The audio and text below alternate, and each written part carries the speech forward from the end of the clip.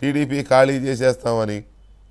ఇప్పుడు వెంకటకృష్ణ గారు ఈ రాష్ట్రంలో సుబ్బారెడ్డి, సాయి రెడ్డి, సజ్జల్ రెడ్డి ఇట్లాంటి బఫూన్లు లేదా ఇట్లాంటి ఆ ఏ స్థాయి లేనటువంటి నాయకుల గురించి మనం చర్చించుకోవడం మన టైం వేస్ట్ అండి.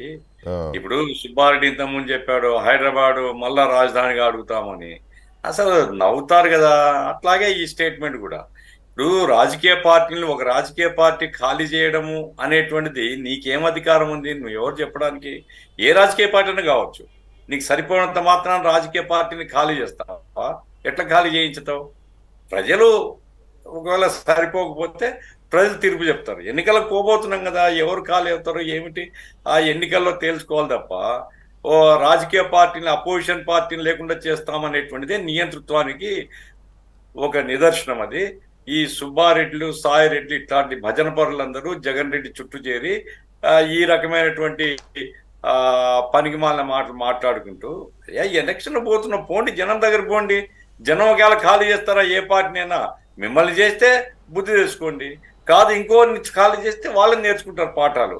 రాజకీయాల్లో ఒక పార్టీని ఇంకో పార్టీ ఖాళీ చేస్తామనడమే అహంకారపూరితమైనటువంటి ధోరణి. ఈ అహంకారం వైసీపీలో దండిగా ఉంది.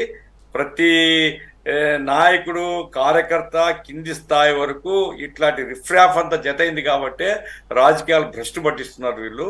కాబట్టి ప్రజలు చైతన్యవంతులైతే ఇట్లాంటి అహంకారులకు బుద్ధి చెప్తారు, వాళ్ళని రాజకీయాల నుంచి ఖాళీ చేస్తారు.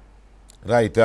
ఇక మనం ఒక్కసారి ఈ జరుగుతున్న దాడులు వరుసగా ఏదో ఒక కార్యాచరణ తీసుకున్నట్టు, ఏదో ఆయన పథకాలుగా బటన్ నొక్కుతున్నా అని ఈ దాడులకు కూడా బటన్ నొక్కుతున్నట్టుగా కనబడతా ఉంది. చాలా ప్లాన్డ్గా ఆయనే బహిరంగ సభలో పిలుపునిస్తాడు, దాడులు చేయండి లేకపోతే